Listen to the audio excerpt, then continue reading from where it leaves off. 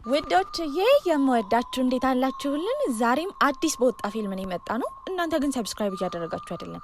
እባካችሁ ሰብስክራይብ አድርጉ፣ ቪዲዮቻችንም ላይክ አድርጉ። ይበልጥኛል ለማበረታታት ለፍታችኋል፣ ይገባችኋል ምትሉ ብቻ ደግሞ ቪዲዮቻችንን በቪፒኤን ማየት ነው። ወደ ቪዲዮ ፊልማችን ሲጀምር ሚሬ ቆንጆዬ ፍቅረኛዋን ለማግኘት በጣም ቆንጆ ቀሚስ ነበር ያደረገችው። ነገር ግን እታች ቆሞ የሚጠብቃት ቆንጆዬ ልጅ አብራቸው ከምትሆናቸው ፍቅረኞቿ መካከል አንዱ ነበረ። ፊልማችንም ከሁለት ሳምንት በፊት ወደ ተፈጠረ ይመልሰናል። ሚሬ ማለት አንድ ድርጅት ውስጥ የምትሰራ እንደ ማንኛውም አይነት ሰው ህይወት የምትኖር ትንሽዬ አፓርታማ ውስጥ ጊዜዋን የምታሳልፍ ሴት ነበረች። ታዲያ ከስራዎቿ ባሻገር የምትተኛው ለ5 ሰዓት ብቻ ነበረ። ሌላው የስራው ሰዓት ነው። ከዛ በተጨማሪ ደግሞ ለትንሽ ሰዓትም ቢሆን የምትወደውን ሆረር ፊልምና የተለያዩ ፊልሞች ታይ ነበረ። ስራዋንም ያን ያህል አትወደውም ነበረ። ምንም ቢሆን ግን ሚሬ ማለት በምናቧ ነገሮችን መፍጠር የምትወድ አይነት ሴት ነበረች። ባስ ውስጥም ቁጭ ብላ ሄድፎኗን ካደረገች በኋላ በአይምሮዋ በጣም ቆንጆ ቦታ ሄዳ ያንን ትዕይንት እየፈጠረች ነበረ። ወዲያው ግን አጠገቧ ያለ ህፃን ልጅ ነበር የቀሰቀሳት። ተናዳበት ነበረ። ከትንሽ ቆይታ በኋላ ደግሞ አጠገቧ ያለች ሴት የነገረቻት ልጁ ልብሷን እንዳበላሸ ነበረ። እያየችም ልብሷን እየፈቀፈቀች ነበረ ወደ መስሪያ ቤት ሄደችው። ሊፍት ውስጥም በነበረችበት ጊዜ ኮስታራው የስራ ባልደረባዋ ጋናም አንድ ንግግር ብቻ ነበር የተናገረው። እንደዛ ፈትጋ ልብሷን ማጽዳት እንደማትችል ይነግራታል። ወደ መስሪያ ቤት ስትገባ ሁሉም ሰው እያጨበጨበ ነበረ። መጨበጭቡት ግን ለሷ አልነበረ፣ ለጋናም ነበረ። ሁሌ በሰዓቱ የሚደርስ አይነት ሰው ስለሆነ የስራ ባልደረቦቹ እያደነቁት ነበረ። ታዲያ አዲስ ኮንትራትም ተፈራርሟል። በዚህም ዋና የድርጅቱ ኃላፊ ለኮሪያን ባርቢኪው ሁሉንም ሊጋብዛቸው እንደሆነ ነበር የሰማቸው። እሷ ግን እንደማትሄድ ትናገራለች። ቆይ ግን አንቺና ጋናም ፍቅረኛሞች ናችሁ እንዴ? ሁሌ ምግብ እንብላ ስትባሉ ሁለታችሁን በቦታ አትገኙም። ለማስረዳት እየሞከረች ነበረ። ሚሬ ማለት ከሰዎች ጋር መቀራረብ የማትፈልግ ለብቻዋ የምትኖር አይነት ሴት ነበረች። በዛ መሀል ግን ዋና የድርጅቱ ኃላፊ ከማናጀሩ ጋር እየተጨቃጨቀ ነበረ። ማናጀሩም ከዚህ በኋላ ስራውን እንደማይሰራ በመናገር በንዴት ነበር የወጣው። ሁሉም አዝነውና ደንግጠዋል። ነገር ግን ጋናም ፊት ላይ ምንም አይነት ስሜት አይታየም ነበረ። እንደ ሁሌው ዝም ብሎ ነው የተቀመጠው። ይህንን ስታይ ሚሬ ትገረማለች። በመቀጠልን ጓደኛዋ ነበረች የደወለችላት። ልብስ መልበስ እንዳለባትና ቆንጆ ልብስ እንዲገዙ ነበረ። እሷ ግን ስለ ድሮ ፍቅረኛዋ ጭራሽ ማሰብ አትፈልግም። በዚህ ጸባያ ጓደኛዋ ሁላ በጣም ተጨንቃ ነበረ። ወጥታ ፍቅረኛ ማግኘት አትፈልግም። በሌላ በኩል ጓደኛዋ ደግሞ ፍቅረኛ መያዝ የምትፈልግ ብዙ ሰዎች እንዴት የምታደርግ አይነት ሴት ነበረች። በዚህም ስትነግራት የነበረው ለጓደኛዋ ሚሬ ምናልባት እንደሱ አይነት ጸባይ ያለው ወንድ ቢያገኙ ጥሩ እንደሆነ ነበረ። እንደዚህ በሚወራበት ጊዜ ፍጹም ተመሳሳይ ጸባይ ያለው ከሷ ጋር ስለሌላው ዓለም ግድ የማይሰጠው ጋናም ነበረ እሱን ያስታወሰችው። በስካር መንፈስ የሚገባችው ወደ ቤቷ ነበረ። ታዲያ ሁል ጊዜ ትንሽ ሰዓት ለፊልም፣ ትንሽ ሰዓት ለእንቅልፍ እንዲሁም ለስራ የምትሰጣቸው ነገሮች በአንድ መጠጥ ብቻ ተዛብቶባት ነበረ።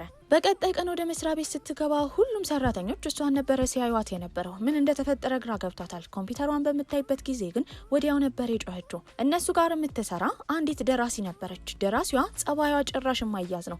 እሷን የማናገር ስራ የተሰጣት ለሚሬ ነበረ። የድሮውን ማስታወስ ጀመረች። እነዚህን ጸሐፊዎችን ለማግኘት በምትሞክርበት ጊዜ ድሮ ላይ ብዙ ለፍታ ነበረ። አንዴም እንኳን ተሳክቶላት አያውቅም። ህይወቷን ውስብስብ ነበር የሚያደርገው። በዚህም በቀጣይ ቀን ከጓደኞቿ ጋር በመበረታታት አለቃዋን ሄዳ ማክሮን የተባለውን ኩኪስ ለመስጠትና ከዚህ ስራ እንዲያስወጣት ለማድረግ አስባ ነበረ።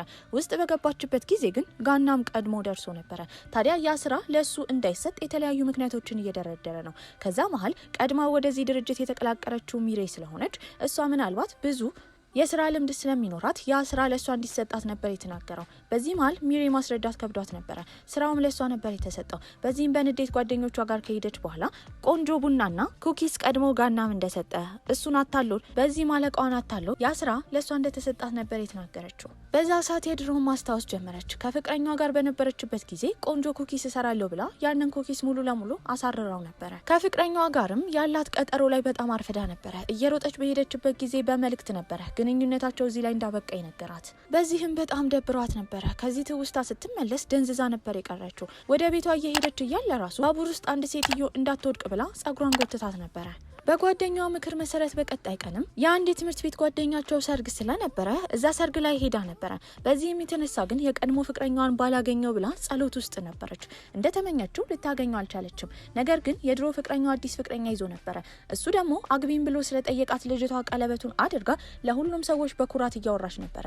ያ ፍቅረኛዋ እዛ ቦታ ባይገኝም ስሙ ሲነሳ ግን እሷ ከመደበር ወደ ኋላ አላለችም ነበረ። ስለ እሱ በምታስታውስበትም ጊዜ ሁል ጊዜ ፍቅረኛሞች በነበሩበት ጊዜ ስለ ወደፊት ስለወደፊቱ ያወራል። ስለወደፊቱ ሲያወራ ግን አንዴም እንኳን እሷን አካቷት አያውቅም። ያንን ማስታወስ ራሱን እንዴት ፈጥሮባታል። በዚህም ወደ ስራዋ ነበር የተመለሰችው። አንዲት ጎበዝ ጸሐፊ ነበረች። ጽሁፏ ግን ጭራሽ ሊወደድላት አልቻለም። አስቀኝ ይዘት ያለው እንዲሁም ፍቅርን የሚዘራ ቆንጅዬ መጽሐፍ ነበረ። ነገር ግን ያን ያህል ሊወደድ አልቻለም። በዚህም በአኒሜሽኖች የሚሰራ መጽሐፍ ነበረ። እሱ መጽሐፍ በምታነብበት ጊዜ ነገሩ ግን ጭራሽ ልትወደው አልቻለችም። የጽሁፉም ስልት ያን ያህል ሳቢ አልነበረም። መጽሐፉም የሚቃኘው ቾይሲጉ ስለተባለ እጅግ በጣም ሀብታም ወንድ እንዲሁም ደግሞ ስለወደዳት አንዲት ሴት ነበረ። ታዲያ ድርሰቱም ሲጀምር ዋና ባለ ታሪኩ ቾይሲጉ ባህር ላይ እየቀዘፈ በነበረበት ጊዜ እንደ ድንገት ይሰምጣል። በዛ ሰዓት ቆንጅዬ ልጅ ስታድነውና እሷን ካያት ጀምሮ ሲወዳት የሚያትት አይነት ታሪክ ነበረ። ያነበቡት ሰዎች እንዳለ ጭራሽ አልወደዱትም ነበረ። በቀጣይ ቀንም እሷ ከጋናም ጋር መስሪያ ቤት ውስጥ በምታወራበት ጊዜ ወደ ራሷ ማተኮሩላ ከብዷት ነበረ። በዚህም ደግሞ ዋና ደራሲዋ ወደዛ ትመጣለች። ሁሉም ሰው በጣም ደንግጦ ነበረ። ከሷ ጸባይ ጋር የሚላመድ አንድም ሰው አልነበረም። በዚህ ምንም ማድረግ ስለማትችል ሚሬይ ቁጭ ብላ ከሷ ጋር ታወራ ጀመረ። ማስተካከል ያለባትን ነገር እየነገረቻት ነው። ልጅቷ ግን ጭራሽ ልትስማማ አልቻለችም ነበረ።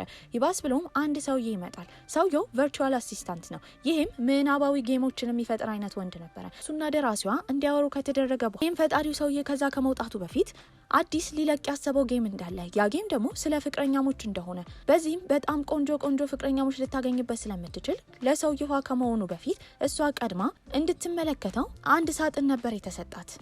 ሚሬይም እሺ ብላ ትቀበላለች። ታዲያ ያንን ጌም ኦን ማድረጉ በጣም ቀላል ነበረ። በስልኳ ከብሉቱዝ ጋር ካገናኘችው በኋላ ቲያራ የሚመስል ጭንቅላቷ ላይ የምታደርገው ነገር ነበረ። ያ አይምሮዋን ይቆጣጠራታል። እንዲሁም ምናባዊ የሚፈጠሩ ትዕይንት ውስጥ ሙሉ እንድትገባና እውነት እንዲመስል ያደርጋት ነበረ። ታዲያ ወደዛም ትሄዳለች። ራሷን ያገኘችው ባህር ዳርቻ አካባቢ ነበረ። ፍጹም እውነታን የሚመስል ነው። በዚህም እዛ ደግሞ አንድ ቆንጅዬ ልጅ ለመቅዘፍ እየሞከረ ነበረ። ታዲያ ሳታውቀው እዛ ባህር ውስጥ ገብታለች። እንዴት እንደሆነ በማታውቀው ሁኔታ ደግሞ ባህር ውስጥ መተንፈሱላ ትችል ነበረ። ልጁ እዛው ባህር ውስጥ ራሱን እንደሳተ ባየችበት ጊዜ ማዳን ስራ የሷ ነበረ። ከዛም ይዛው ትወጣለች። በዚህም እንደ ትላንትና ካነበበችው መጽሐፍ ጋር ይሄ ታሪክ ፍጹም ይመሳሰል ነበረ። እሱንም ወደ ባህር ዳርቻ አውጥታ እንዲድል ለማድረግ እየሞከረች ነበረ። ወዲያው አንድ ጽሁፍ ነበረ ፊት ለፊቷ የመጣው። እንኳን ደስ አለሽ የመጀመሪያ ፍቅረኛሽን አግኝተሻል የሚል ነበረ። ወደ ኋላም በምንመለስበት ጊዜ አንዲት ሴት ቀድማ አግኝታት ነበረ። ጌም ውስጥ ከገባች በኋላ የጌሙ ማናጀር እንደሆነችና ምን ማድረግ እንዳለባትና እንደሌለባት የምትነግራት ሴት እንደሆነች አስታውቃ ነበረ። በዚህም እዚህ ትዕይንት ውስጥ በምትገባበት ጊዜ ቀለበት ማድረግ እንዳለባት፣ ልክ ከዚህ ትዕይንት መውጣት ስትፈልግ ያንን ቀለበት ካወለቀችው ሁሉም ነገር እንደሚያቆም ነበር የነገረቻት። ወዲያው እሷን አውርታ እንደጨረሰችም ራሷን ያገኘችው ቾይሲጉ አጠገብ ሆና ነበረ። እሱም እንደነቃ እጇን ነበር የያዛት። ነገሮች እንዳለ እውነት ስለሚመስሉ በመደናገጥ ቀለበቱን በማውለቅ ከጌሙ መውጣት ችላ ነበረ። በዚህም በጣም ተደናግጣለች። ቁርጥ እውነትን ይመስል ነበረ። ታዲያ ግን ስታሰብ የነበረው የፈለገችውን አይነት ወንድ ማግኘት እንደምትችል ነበረ። ድረገጽ ላይም ከገባች በኋላ ስለዛ ጌም ማጥናት ጀመረች። ከ900 በላይ ወንዶች እዛ ላይ እንደተካተቱ፣ ታዲያ እዛ ጌም ውስጥ የፈለገችው ማድረግ እንደምትችልና ማንም ሰው እንደማይመለከተው ነበር የተነገራት። በቀጣይ ቀንም መስሪያ ቤት በሄደችበት ጊዜ ፊቷ ላይ ሀዘን ይታይ ነበረ። የደከማት ትመስላለች። ታዲያ ቾይሲጉ የሚባለው ምናባዊ ጌም ውስጥ የነበረው ልጅ ፖስተሩ ፊት ለፊቷ ነበረ።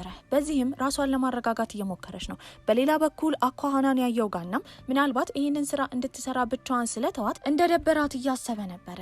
ታዲያ በሄደችበት ሁላ ያንን ፖስተር ታየው ነበረ። ስለሱ ይበልጥ ለማወቅ ስለፈለገችው ወደ ጌሙ ነበር የገባችው። ራሷን ያገኘችው የሆቴል አስተናጋጅ ሆና ነበረ። አለቃዋ ብቻ መግባት የሚችልበት ክፍልም መግባት ነበረባት። ወደዛ በሄደችበት ጊዜ ቾይሲጉን ነበር ያገኘችው። በጣም ቆንጆ ነበረ።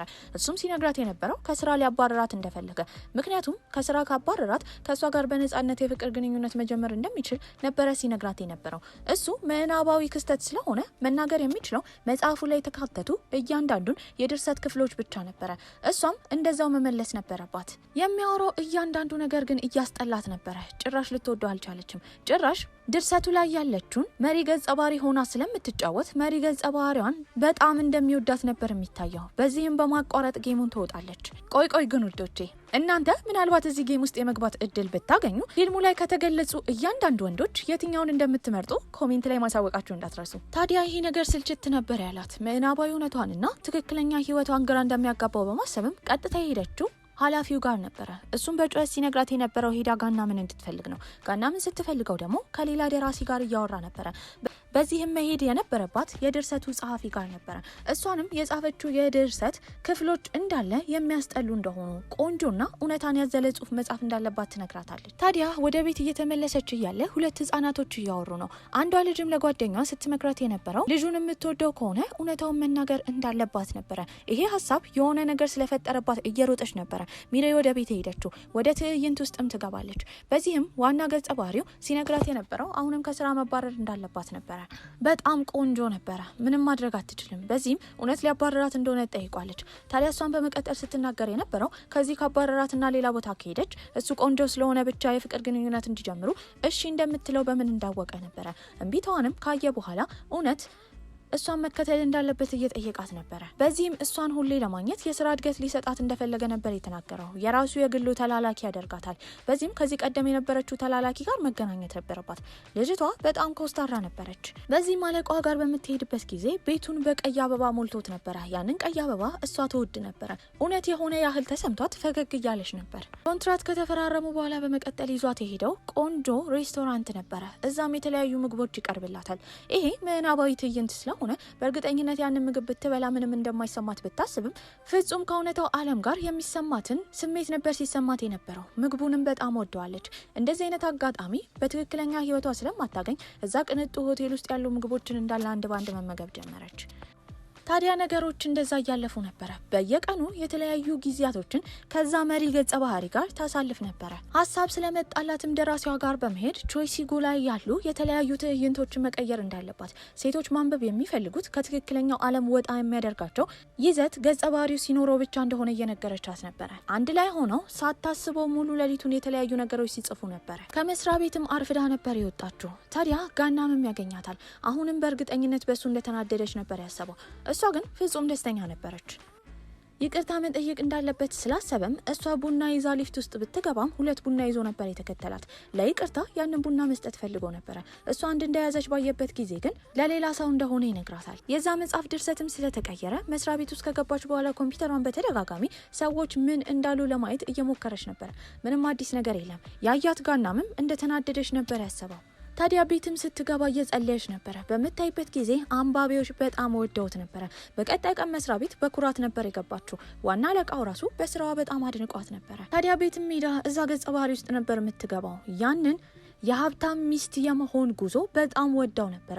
በየጊዜው ከሱ ጋር ጥሩ ጊዜ ታሳልፋለች። በመጨረሻም ግን እሱ የነገራት የፈለገችውን ነገር እንደሚያደርግላትና እሱ የሰጠችውን ቦታ እንዳለ ይዞ መኖር እንደሚፈልግ በመናገር ቀለበቱን አውጥቶ ሊያረግላት ሲል እሷን በደስታ እጇን ስትዘረጋ ወዲያ ሁሉም ነገር ቀጥ ነበር ያለው። በዚህም ተነስታ በንዴት የጌሙን ማስጠንቀቂያ ጽሑፍ በምታነብበት ጊዜ ከአንድ ገጸ ባህሪ ጋር 50 ሰዓት ብቻ ነበረ ማሳለፍ የምትችለው። በጣም ተናዳ ነበረ። መስሪያ ቤት ስትሄድ ራሱ ልክ ፍቅረኛውን ያጣች ያህል ስለተሰማት ራሷን መሆን ከብዷታል። ታዲያ ከጌሙ መስራች ጋርም ትገናኛለች። ምን እንደምታስብ ነበር የጠየቃት። እሷም ከሁሉም ወንዶች የመረጠችው ቾይሲጉን እንደሆነ እየነገረችው ነበረ።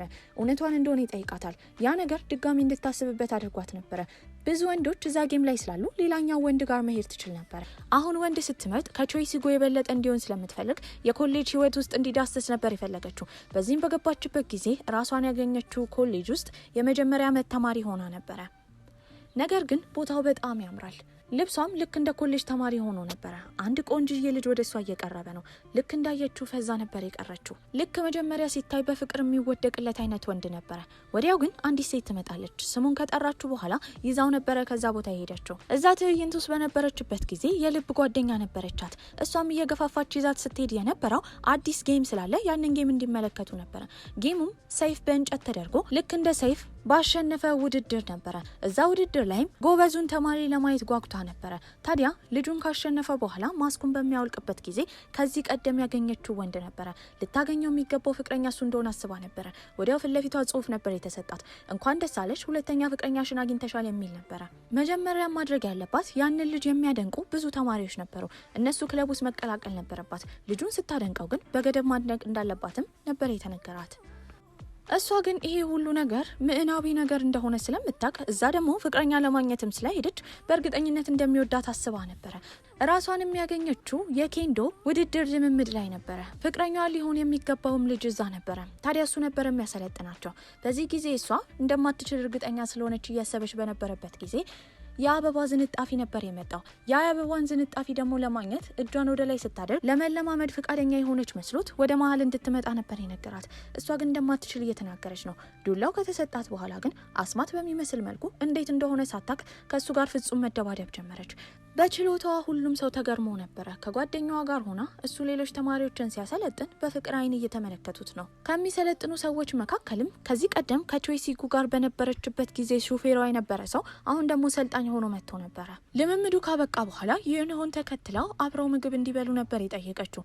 እሱ ግን ያን ያህል እንዳልተቀራረቡና ለብቻቸው አብረው ለመብላት ግንኙነት እንደሌላቸው ነበር የነገራት። በዚህም ትገረማለች። ልክ እንደ ድሮ ሁሉም ነገር አልጋ በአልጋ ሊሆንላት አልቻለም ነበረ። ግድ እንዲወዳት ማድረግ ነበረባት። ወደ ትክክለኛው ዓለምን ትመለሳለች። ሁሉም ነገር አድክሟት ነበረ።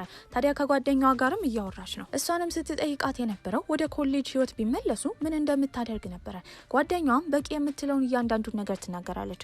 ነገር ግን ሚሬ ማድረግ የምትፈልገው እዛ አሉ የተባሉ ቆንጆ ወንዶችን እንዳለ የራሷ ማድረግ እንደሆነ እየተናገረች ነበረ። ያኔ ጓደኛዋ ስለ ቀድሞ ፍቅረኛዋ ነበር ያስታወሰቻት። የቀድሞ ፍቅረኛዋ ፍቅረኛ ቢኖረውም እሱን ቀድማ አብረኸኝ ሁን ብላ ከሴት ወግ የወጣ ነገር ያደረገችው እሷ ነበረች። በዚህም እዛ ትዕይንት ላይ ይህንን ማድረግ እንዳለባት ነበር ያሰበችው። ወደ ምዕናባዊ ህይወቷ ከተመለሰች በኋላ እሷ አጠገብ ሄዳ ትቀመጣለች። አንዴ ልብሷን እያወለቀች፣ አንዴ ጸጉሯን እያወዛወዘች ልታማልለው ብትሞክርም ይሁንሆ ግን በጣም ኮስታራ ነበረ። ታዲያ እሱ ግን ኬንዶ ሄደው እንዲለማመዱ ነበር የጠየቃት። እንደ ትላንትና አንዳቸው አሸናፊ ስላልሆኑ እሱ ደግሞ ዘወትር አሸናፊ ስለሆነ ሊያሸንፋት ፈልጎ ነበረ። ታዲያ እሷም ልብሱን ከለበሰች በኋላ ወገቧ ላይ ማሰር ከብዷት ነበረ። ቀርቦ ወገቧን ሲያስርላት ግን በጣም ፈርታ ነበረ። መለማመድም ጀመሩ። ነገር ግን እሱ ወዲያው ላበላብ ነበር የሆነው። የእሱ የልብ ጓደኛ ከመጣች በኋላ ምን እንደተፈጠረ ትጠይቃታለች። በዚህም በሚለማመዱበት ጊዜ እሷ ፈጣን ነበረች። ገጸ ባህሪው የተሰራ ስለሆነ እሷ ምንም ቢሆን ማሸነፍ ነበረባት። ክለቡንም ስለተቀላቀለች ሁሉም የኮሌጅ ተማሪዎች አንድ ላይ ወጥተው ምግብ እየተመገቡ ነበረ። እሷም መጠጥ በመቀላቀል አቅሟ ሁሉንም ማስደመም ችላ ነበረ። እሱ ሲመጣ ግን ሄዶ አጠገብ የተቀመጠው ከልብ ጓደኛው አጠገብ ነበረ። ከእሷ ጋር ሲሳሳቁ በምታይበት ጊዜ በጣም ትቀናለች። በዚህም ወዲያው የጠየቀችው እሷን እንደሚጠላት ነበረ። ሁሉም ሰው ይደነግጣሉ። እሱ ግን ለመጥላት እንኳን የሚሆን ግንኙነት እንደሌላቸው ነበር የነገራት። በዚህም ትናደዳለች። ታዲያ ጨርሶ በወጣበት ጊዜ ግን ከኋላ እየተከተለችው ነበረ። እሱም ልቡ ከራራለት በኋላ ከኋላ መሄድ እንደሌለባትና አጠገቡ ቆማ መሄድ እንደምትችል ይነግራታል። ሄደውም እያወሩ ነበረ። ያን ያህል ቅርርብ የለንም ስላላት የሚወደውን የሚጠላውን ሁሉን ነገር አንድ ባንድ ትጠይቀው ጀመረ። በመቀጠል ግን ዝናብ ይዘንባል። በዚህም ጃኬቷን በማውለቅ ሁሉም ፊልም ላይ እንደሚታየው በጃኬቷ በመሸፈን አብረው ጥሩ ጊዜ አሳልፈው ነበረ። ታዲያ እንድትሄድና ልብሷን እንድታደርቅ ይጠይቃታል። እሷ ግን በዛ ሰዓት መለየት አልፈለገችም። ሁለቱም አንድ ላይ ወደ ላውንደሪ ክፍል ነበር የሄዱት። ልብሳቸውንም እያደረቁ ነው። ፍዝዝ ብላ እየተመለከተችው ነበረ። ወደ ዶርማ መሄድ እንደምትፈልግም ይጠይቃታል። እሷ ግን እንደሱ አይነት ቆንጅዬ ወንድን ጥላ መሄድ እንደማትፈልግ ነበር የነገረችው። ወዲያው የተናገራት ነገርም ቆይ ሁሉ ነገር ፊት ለፊት የምትናገሪ ሴት ነሽ አይደል? ይሄ ንግግር የድሮውን እንድታስታውስ ነበር ያደረጋት። የቀድሞ ፍቅረኛዋ የከዳትን ልጅ እሷ ነበረች ቀድማ ምግብ ከሰጠችው በኋላ እንዲወዳት ያደረገችው። እሷን በመቀጠል የክለባቸውን ፕሬዝዳንት እንደሚወዳት ጠይቃው ነበረ። እሱም ይቀርባታል። ጸጉሯን እየነካካም ልጅቷን እንደማይወዳት ነገር ግን እሷ ጸጉሯን እንድታደርቅና እዚህ እንደሚጠብቃት ነበር የነገራት። ከዛ ቀን በኋላ ከሩቅ እየሄደች ትመለከተው ነበረ። እሱም ከቀረባት በኋላ አብረው ምግብ እንዲበሉ ጥያቄ አቅርቦላት ነበረ። በዚህም በምናብ ቢሆንም ሁሉ ነገር ደስታ እየፈጠረባት ነበረ።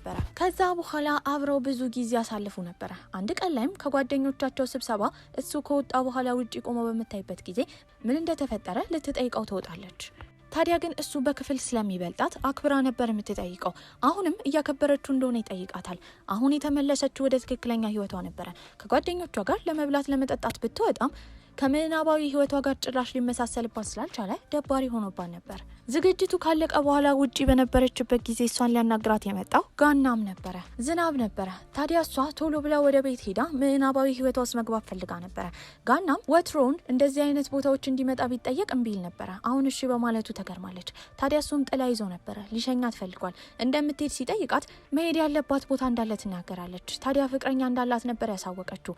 እሷ ግን በዝናቡ በቦርሷ ጭንቅላቷን ሸፍና እየሮጠች ሄደችው ምናባዊ ፍቅረኛዋ ጋር ነበረ። ቤትም ገብታ ጸጉሯን ካደራረቀች በኋላ እንደ ድንገት ግሩፕ ውስጥ ስትገባ የኮሌጅ ጓደኛሞች ያላቸው ግሩፕ ውስጥ ነበረ። ታዲያ የቀድሞ ፍቅረኛዋ ሊያገባ እንደሆነ የሚያሳይ የሰርግ ፎቶ ነበረ። ያንን ስታይም በጣም ተናዳ ነበረ። ወዲያው የቀድሞ ፍቅረኛዋ ነበር ይደወልላት። ለምን በዚህ ሰዓት እንደደወልላትም ትጠይቋለች። እሱም ብዙ ነገር ስላሳለፉ እንዲህ በድንገት የሰርጉን ፎቶ ስታይ እንዳይደብራት እንደሆነ ነበር የነገራት። ታዲያ እሷም የምናባዊ ጌሟን ሰዓት በምታይበት ጊዜ ዩንሁ ከተባለው ልጅ ጋር ለማሳለፍ ለማለፍ 4 ሰዓት ብቻ ነበር የነበራት። በዚህም ወደዛ ጌም ትገባለች። ነገር ግን በዛ ሰዓት ራሱ ጌም ውስጥ ሆና ስታስታውስ ስለ ቀድሞ ፍቅረኛዋና ስላሳለፉት ጊዜ ነበረ። የድሮንም ስታስታውስ ከፍቅረኛዋ ጋር ብዙ ጊዜ ብታሳልፍም ሌላ የሚወዳት ሴት ነበረች። አንደኛ ለመሆን ብትሞክር በህይወት ውስጥ ሁለተኛ ሴት ነበረች። ታዲያ አጠገቧም የተቀመጠው ይሁንሆ ነበረ። እንቅልፏ ስለመጣም ትከሻው ላይ ነበር ያስተኛት። ይሄ ትዕይንት ኮሌጅ ከቀድሞ ፍቅረኛዋ ጋር ስታሳልፈው የነበረው ትዕይንት ጋር ፍጹም ተመሳሳይ ነበረ። ያኔ የድሮውን እያስታወሰች ማልቀስ ጀመረች። ምናባዊ ህይወቷ ላይ ስለ ትክክለኛ ህይወቷ እያሰበች እያለቀሰች ነው። ይሄም ደግሞ ትክክለኛ ህይወቷ ላይ ሶፋ ላይ ተኝታ እንድታለቅስ አድርጓት ነበረ። ታዲያ ከዮኖ ጋር ቁጭ ብላ ነበረ። እነሱም ያወሩ ጀመረ። ታዲያ እሷም ወደፊት ምን ማድረግ እንደሚፈልግ እሷ ከሄደች ሌላ እንደሚያገባ እየጠየቀችው ነበረ። እሱም ሲናገር የነበረው በህይወቱ ወደፊት አብራው የምትሆነው እሷ ብቻ ስለሆነች ምንም ችግር እንደሌለ እየነገራት ነበረ። ታዲያ እሱም እጇን ነበር ያዛት። በመቀጠልም ቀርቦ ሊስማት ነበረ። እሷም ልትስማው ስትል ሁሉም ነገር ድርቅ ብሎ ነበር የቀረው። በጣም ተናዳ ነበረ ከምናባዊ ህይወቷ የተነሳችው። ታዲያ ከሱ ጋር ያሳለፈችው ጊዜም ቆንጆ ስለሆነ 5 ኮከብ ነበር የሰጠችው። ወራቶችም ያልፋሉ። ታዲያ መስሪያ ቤት በነበረችበት ጊዜ አዲስ የፍቅር ታሪክ እንድትጽፍ ከጋናም ጋር እንድትሰራ ነበር የተነገራት። እሱ ደግሞ ቀንደኛ ጠላቷ ነበረ። ከጓደኞቿ ጋርም ሁሉም አንድ ላይ ሊመገቡ ወጥተው ነበረ። ታዲያ ጓደኞቿ ከተመለከቷት በኋላ ህይወቷ ላይ ምንም አይነት ደስታ እንደሌለ ተርተው ቆንጆ ወንድ እንድታገኝ እየሞከሩ ነበረ። በዚህም የተለያዩ ፎቶዎች እያነሱ ነው። እሷ ግን ምናባዊ ፍቅረኛ ስላላት እንቢ ማለት ፈልጋ ነበረ። በተደጋጋሚ እንቢ እያለች ነው። ታዲያ ይለምኑኛል ብላ አስባ ነበረ። ወዲያው ግን እነሱ እሷ ካልፈለገች ራሳቸው እንደሚወስዱት እየተናገሩ ነበረ። በመቀጠልም ድጋሚ ይጠይቁኛል ብላ አስባ ነበረ። ያኔ ግን ጋናም ነበር የተናገረው። ከዚህ ቀደም ፍቅረኛ አለኝ ብላ እንደነበረ ይናገራል። በዚህም ለእሷ ብለው ያዘጋጁትን ወንድ ለራሳቸው ይወስዳሉ። እሷም በተግባሩ በጣም ነበር የተናደደችበት። ታዲያ ምግባቸውን በልተው ከዛ በወጡበት ጊዜ ሁሉም አንድ ባንድ ከሄዱ በኋላ ከጋናም ጋር ብቻዋን ትቀራለች። ታዲያ እሱም ሚስጥሯን ስላወጣ ይቅርታ እየጠየቃት ነበረ። እሷም ችግር እንደሌለው ትናገራለች። ከላይ እንደዚህ ብትናገርም በውስጧ ግን በተደጋጋሚ እየሰደበችው ነበረ። ጓደኛዋም ስለደወለችላት ልብስ ለመግዛት ትወጣለች። እዛ ሞል ውስጥ ያገኘችው የጌሙን ፈጣሪ ሰውዬ ነበረ። ታዲያ ቀድሞ እሷ እንድትመረምር እንዳደረገ በተደጋጋሚ 5 ኮከብ እንደሰጠች፣ አሁን ግን ለሰዎቹ ይፋ ከሆነ በኋላ ለምን ጌሙን እንዳልተቀላቀለች እየጠየቃት ነበረ። እሷም ብዙ ስራ እንዳላት ትናገራለች። ያንን ልብስ የምትገዛው ጓደኛዋ ቤት ዝግጅት ስለነበረ ነበር። ታዲያ ግን ጓደኛዋ ልብሱን እንድትገዛ ያደረገቻት ከወንድ ጋር ልታገናኛት ታስባ ነበረ። እንደተለመደው የተዝረከረከ ልብስ እንዳትለብስ በማሰብ ነበረ። ታዲያ ከወንድ ጋር ልትገናኝ እንደሆነ ያሰበችው ሚሬም በጣም ቆንጆ ልብስ ለብሳ ነበር የመጣችው። ውስጥም ከልጁ ጋር ትተዋወቃለች። ልጁም በተደጋጋሚ እየተንከባከባት ነበረ። በዚህ ጓደኞቿ እራሱ ለሷ ተመኝተውት ነበረ። ታዲያ ከልጁ ጋር ጥሩ ጊዜ ካሳለፈች በኋላ ውጪ ወክ እያደረጉ ነው። ወደ ቤት እየሸኛት ነበረ። የሚያወራው ነገር እንዳለ ልክ ነበረ። ታዲያ እሱም በመቀጠል አብረው ጊዜ እንዲያሳልፉና ልክ እንደ ህፃናት ልጆች ዳርዳር ማለት እንደማይፈልግና ስሜቱን ወዲያው ነበር የነገራት። በንግግሩ ትናደዳለች። የፍቅር ግንኙነት ዝም ብሎ ተዘፍቆ የሚገባበት ነገር እንዳልሆነ በመናገር ምንም ሳትናገር ጥላው እዛው ነበር የሄደችው። ልጁም ግራ ተጋብቶ ነበረ። ከልቧ ስብራትም ትንሽ ለማገገም ሄዳ መጠጣት ጀመረች። ታዲያ በመስከር መንፈስ አስፋልቱን ልትሻገር ስትል ፊት ለፊቷ ያየችው ይሁንሆን ነበረ። እውነት ይሁን ውሸት ግራ ገብቷታል። እየሮጠች በሄደችበት ጊዜ ግን እዛ የተለጠፈ ፖስተር ነበረ። በዚህም እያበደች እንደሆነ ነበር የተረዳችው። ቤትም ከገባች በኋላ እዛ ጌም ላይ ለመቀላቀል ነበር ያሰበችው። ለመቀላቀልም 500 ዎን ይጠይቅ ነበረ። ታዲያ እምቢ ትላለች። ጭራሽ የማይሆን ነገር እንደሆነ አስባ ነበረ። ነገር ግን ምናባዊ ፍቅረኛ ሲኖር ውስጧ ደስታ ስለሚሞላ ለመግባትም አስባ 500 ዎኗን ከፍላ ትገባለች። ያገኘቻትም እንደተለመደው ማናጀሯን ነበረ። ታዲያ የተነሳችበት ቤት በጣም ቅንጡ ነበረ። ያ ቅንጡ ቤት ለሷ እንደሆነ ይነገራታል። ከዚህ ቀደም የነበሯት 2 ምናባዊ ፍቅረኞች የሰጧት ስጦታ እንደሚቀመጥ፣ ሌላው ግን በየጊዜው ከዛ ቤት እንደሚወጣ ነበረ ማናጀሯ ስትነግራት የነበረው። እሷም ለማናጀሯ ስትናገር የነበረው 500 ዎን የከፈለችበት ምክንያት ነበር። ምክንያቱም ይሁንሆ ሊስማት ሲል ስለተቋረጠ ያንን ትዕይንት መቀጠል ፈልጋ ነበረ። ነገር ግን ህይወት እንደዛ አይደለም። ለመቀጠል 1 ሚሊዮን ዎን እንደሚያስፈልጋት ነበር የተነገራት። በዚህም ማናጀሯ ከ800 በላይ ወንዶች ስላሉ እያንዳንዱን ወንዶች ጋር ሄዳ ጥሩ ጊዜ እንድታሳልፍ ነበር ስትመክራት የነበረው። በዚህም ስትገባ አሁን ራሷን ያገኘችው የበረራ አስተናጋጅ ሆስተስ ሆና ነበረ። ፊት ለፊቷም የውጭ ሀገር ቆንጆዬ ወንድ ነበረ። በዚህም እሱ ጋር የፍቅር ግንኙነት ይኖራኛል ብላ ብታስብም እሱ ግን እዛ ትዕይንት ውስጥ አሸባሪ ነበረ። እሷ ላይ ሽጉጥ ከደቀነ በኋላ ሁሉም ሰዎች ተጠንቅቀው እንዲቀመጡ ትዕዛዝ እየሰጠ ነበረ። ወዲያው ግን ማስክ ያደረገ ሱፍ የለበሰ ቆንጆዬ ልጅ ይመጣል። ከነሱ ጋር መደባደብ ተጀመረ። ነገር ግን በመሀል ትልቅ የተኩስ ልውውጥ ነበረ። ብዙ ሰዎችም እየሞቱ ነው። ደም ስለነበረበት ከመፍራቷ የተነሳ ወዲያው ቀለበቱን በማውለቅ ወደ ትክክለኛ ምናባዊ ህይወቷ ተመልሳ ነበረ። ድጋሚ ቀለበቱን ስታደርግ ደግሞ ራሷን ሆና ያገኘችው ዶክተር ነበረ። ታዲያ እዛም ከመፍራቷ የተነሳ እንዴት አድርጋ ማሽኖቹን ማብራት እንዳለባት ሁላ ግራ ገብቷት ነበረ። እዛ ላይ ያለው ቆንጂዬ ወንድ ዶክተርም ሰርጀሪውን ካደረገ በኋላ ወደ ውጭ ይዟት ይወጣል። ይቆጣኛል ብላ ብታስብም ወደ እሷ ከቀረበ በኋላ እንደሚወዳት ነበር የነገራት። በመቀጠል ደግሞ ጠበቃ ሆና ከዛ በመቀጠል ደግሞ ተዋናይ ሆና አንድ ባንድ እንደዚህ የሀብታም ህይወትን እያጣጣመች ነበረ። በዚህም ትክክለኛ ህይወቷ ላይ ከጓደኞቿ ጋር እያወራች እያለ አንዷ ጓደኛ ለሆነ ልጅ መልእክት መላክ በጣም ፈርታ ነበረ። እንዴት መላክ እንዳለባትና እንደሌለባት ሚሬ ትክክለኛ ምክር እየመከረቻት ነበረ። ጓደኛዋ ግን ለራሷ እንደዚህ የማታረግ ሴት እንደሆነች ትነግራታለች። በዚህም ስልኳን ከተቀበለቻት በኋላ ቆንጆ ቴክስት ትልክለታለች። ልጁም ወዲያው ነበር የመለሰው። ታዲያ ጓደኞቿን በክህሎቷ በጣም ተገርመው ነበረ። ጋናምም ከሩቅ ሆኖ ንግግራቸውን እየሰማ ነው። ታዲያ አሁን ስራዋ ላይ ግን ትልቅ ችግር አጋጥሟት ነበረ። እሷ በጻፈችው ጽሁፍ አማካኝነት ብዙ ሰው ያንን ድርሰት እየሰደበው ነበረ። ስለተናደደችም ቤት ሄዳ ምናባዊ ህይወቷ ውስጥ ነበር የገባችው። የተለያዩ ልብሶችን መቀያየር ጀመረች። በጣም ስለደበራትም ያ ምናባዊ ሲስተም የወሰዳት ወደ አንድ ቦታ ነበረ። በዚህም እዛ ላይ የቢዝነስ ሴት ሆና ነበረ ራሷን ያገኘችው። እየተራመደች እያለ ፊት ለፊቷ ያየችው ኮሌጅ የምታውቀውን ዩን ሆን ነበረ። ልቧን በጣም ይደነግጣል። እንደተገናኙ እሱ ደስ ብሎት ነበረ። ሁለቱም ቁጭ ብለው ያወሩ ጀመረ። ከኮሌጅ በኋላ በምን ጊዜዋን እንዳሳለፈች ይጠይቃታል። እሷን በስራ እንደሆነ እየተናገረች ነበረ።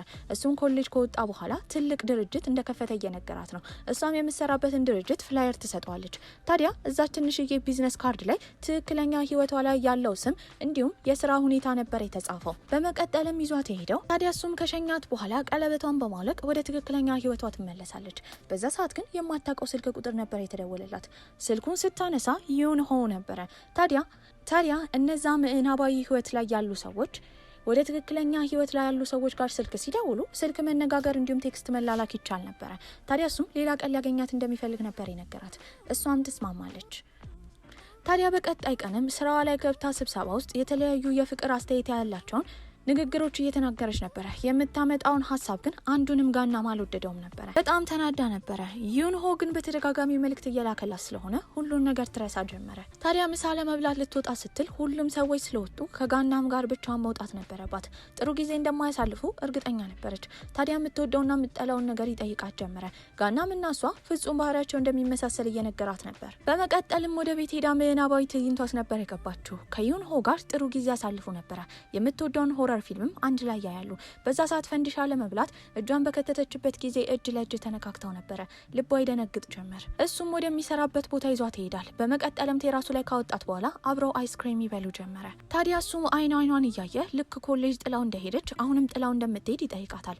እሷም መልሳ የትም እንደማትሄድ ነበር የነገረችው። መስሪያ ቤትም በነበረችበት ጊዜ ዩንሆ ከተባለው ምዕናባዊ ፍቅረኛዋ ጋር መልእክት እየተላላከች እየሳቀች ነበረ። ታዲያ ጋናምም እያያት እየተናደደ ነው። ከማን ጋር ነው የምታወሪው ብሎ ቢጠይቃት ደስታው ነበረ። ነገር ግን የመጠየቅ መብት እንደሌለው ተረድቷል። ከዛ ጊዜ በኋላ ከዩኖ ጋር ምናባዊ ህይወቷ በጣም የተመቸ ነበረ። ጥሩ ጊዜ እያሳለፈች ነው። ነገር ግን ጓደኛዋ በተቃራኒው በጣም አዝና ነበረ። ከፍቅረኛዋ ጋር ተለያይታለች። ታዲያ እሷንም ከብዙ ምክሮች በኋላ ነበረ ልታረጋጋት የቻለችው። ዩንሆ ጋርም በሄደችበት ጊዜ ስለ እሷ ምን እንደሚሰማው ትጠይቀዋለች። ታዲያ ዩንሆም ከእሷ ጋር ሲሆን በጣም ደስተኛ እንደሚሆን፣ ከእሷ በተለየበት ጊዜ ደግሞ ስለ እሷ በማሰብ ደስተኛ እንደሚሆን ይነግራታል። ታዲያ ይህንን ንግግር ስትሰማ በዓለም ላይ አለ የተባለውን ፍጹም ፍቅረኛ እንዳገኘች እርግጠኛ ነበረች። በቀጣይ ቀንም ከጓደኞቿ ጋር ቁጭ ብላ እየተመገበች እያለ ሴሚናር ስላላቸው ወደዛ ለጉዞ እንደምትሄድ ይጠይቋታል። እሷ ግን እዛ ሄደች ማለት ከዩንሆ ራቀች ስለሆነ አልተስማማችም ነበረ። ከብዙ ጉትጎታ በኋላ ግን ትስማማለች። ሁሉም አንድ በአንድ ይጎተጉቷት ጀመረ።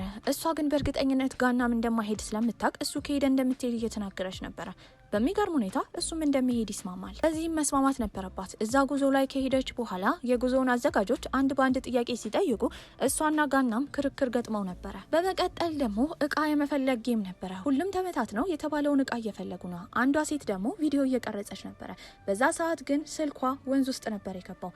በዚህም ጓደኛዋ ሊያወጣላት ሲል በጣም ስለሚቀዘቅዝ ወንዝ ውስጥ መግባት አልፈልግም። ያኔ ግን ውስጥ የገባው ጋናም ነበረ።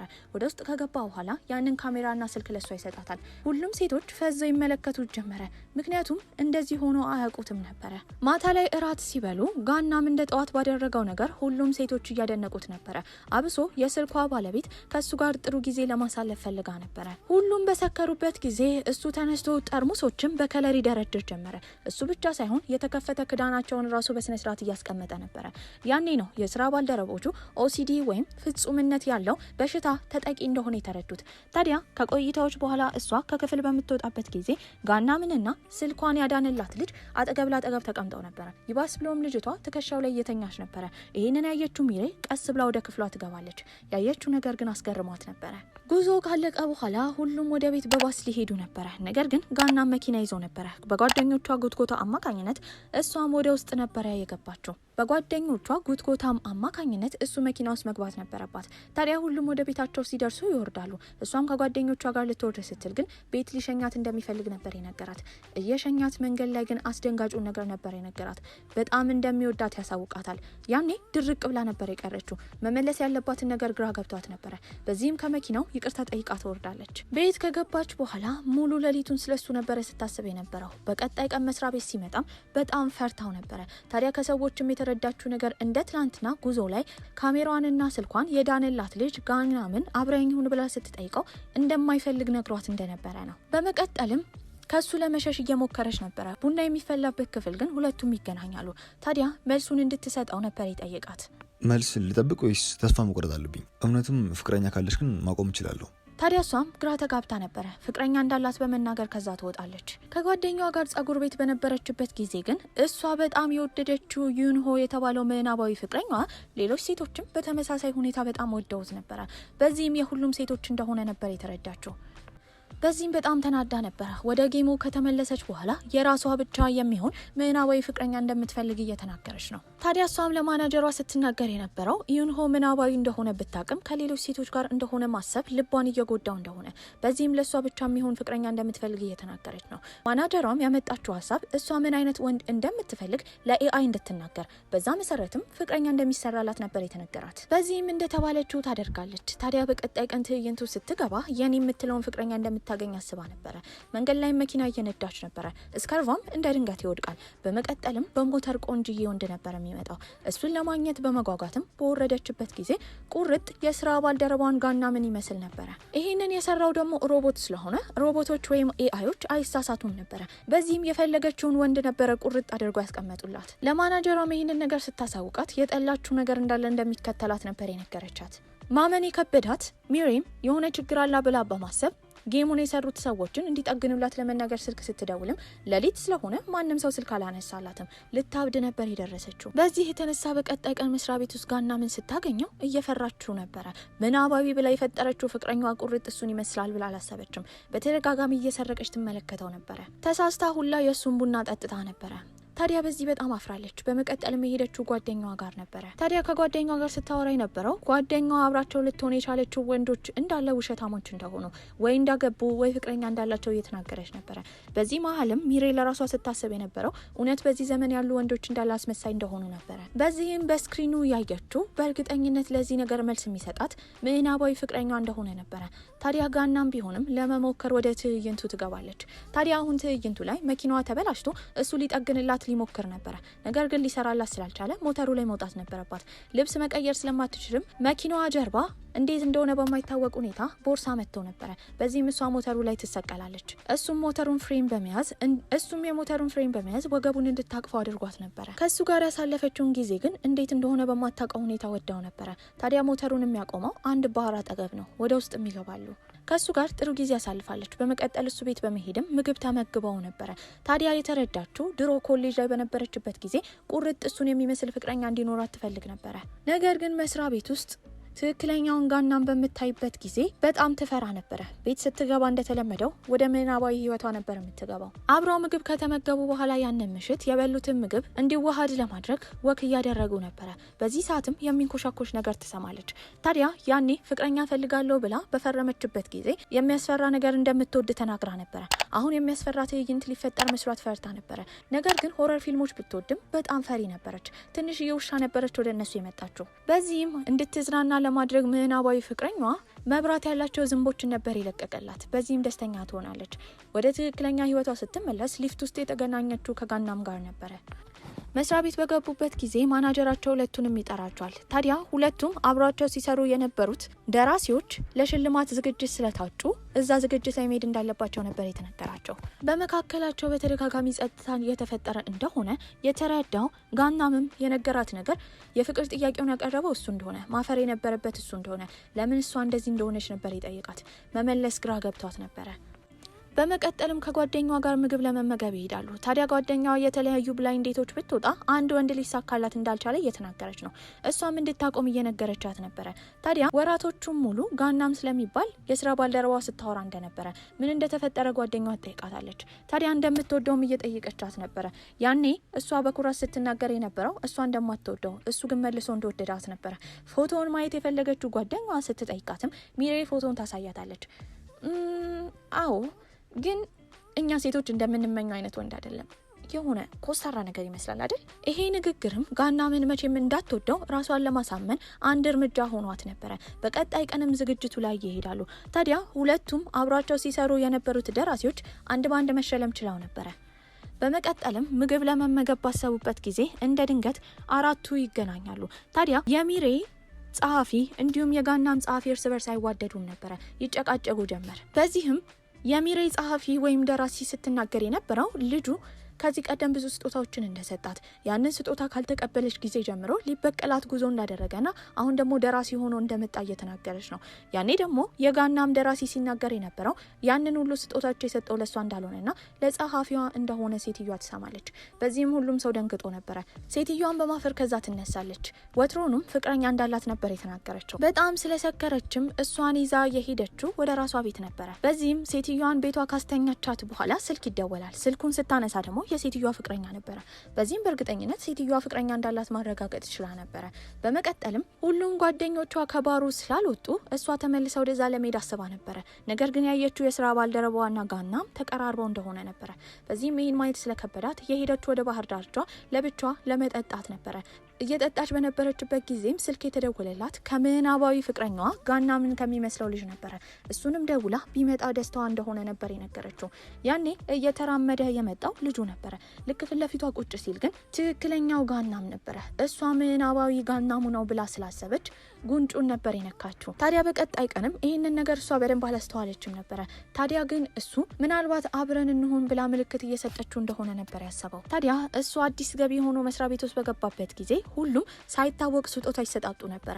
እንደ አጋጣሚ ሆኖ የሱ ስጦታ የደረሳት ለሷ ነበረ። ቁልፍ መያዣ ነው። በጣም ወዳው ነበረ። ከዛ ቀን ጀምሮ ባገኛት ቁጥር በጣም እየወደዳትና ሊቀርባት እየፈለገ መጣ። ነገር ግን ባህሪው እሱ ኮስታራ ነበረ።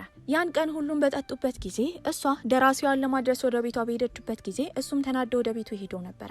በዚህም ግን ጓደኞቹ ደውለው ሚሬ እንደጠፋችና የት እንዳለች እንደማያውቁ ሲናገሩ ነበረ። ተመልሶ ወደዛ ሄደው ባህር ዳርቻው ጋርም ሲያገኛት ነበረ እሷን ለማናገር ሄደው። እሷም ምናባዊ ፍቅረኛዋ መስሏት ነበረ ጉንጩን የነካችው። ታዲያ ስለተፈጠረው ነገር ሌሊቱን ሁላ እያሰበ ነበረ። የሽልማቱ ጉዞ ስላበቃ ወደ ቤቷ ትመለሳለች። ወደ ቤቷ ስትመለስ መጀመሪያ ያደረገችው ምናባዊ ፍቅረኛዋ ጋር መሄድ ነበረ። ታዲያ ምናባዊ ፍቅረኛዋም ሲነግራት የነበረው ጉዞ ማዘጋጀት እንደፈለገ፣ እዛ ጉዞ ላይ አብራው እንድትሄድ ነበር የጠየቃት። ከዛ ንግግር በኋላ በምናባ የተለያዩ ነገሮችን ትፈጥር ጀመረ። ከሱ ጋር ስትዝናና፣ ጥሩ ጊዜ ስታሳልፍ፣ ሲጋቡ ሁላ እያሰበች ነበረ። እሱን እያየችው ስታስታውስ የነበረው ትክክለኛ ህይወቷ ላይ ያለውን ጋናም ነበረ። የትኛው እውነት የትኛው ውሸት እንደሆነ መለየቱላ ከብዷት ነበር። ታዲያ መስሪያ ቤትን በሄደችበት ጊዜ የጋናምን ትኩረት ለመሳብ እየሞከረች ነበረ።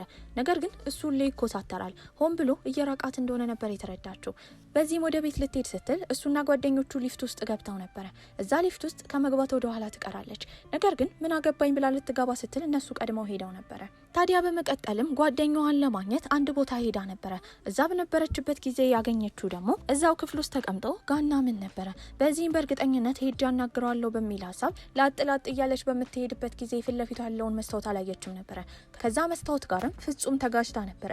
በዚህም በጣም ነበር ያፈረችው። ወዲያው ለጓደኛዋ ነበር ቴክስት ስትልክላት የነበረው፣ ወይ ተራራ ላይ ወይ ውቃኔስ ውስጥ እንድትከታት። ሁሉም ነገር እንደከበዳት እየነገረቻት ነው። ጓደኛዋ መታ መኪና ውስጥ እንደገባች ግን ወዲያው መጮህ ጀመረች። ታዲያ በግጭቱ የተነሳ ጭንቅላቱ አካባቢ በልዛ ነበረ። በቀጣይ ቀን እንደዛ ከሄደች ቁስሉ እየታየ እንደሚሾፍባት እርግጠኛ ነበረች። በዚህም ጓደኛዋ ቤንግ ነበር የሰጠቻት። ጸጉሯንም ወደ ግንባሯ አድርጋ መቆረጥ ችላ ነበረ። የእውነት መቆረጥ ብትፈልግም በኋላ እንዳይቆጫት ፈርታ ነበረ። ታዲያ በቀጣይ ቀን መስሪያ ቤት እንደዛ ሆና ነበር የሄደችው።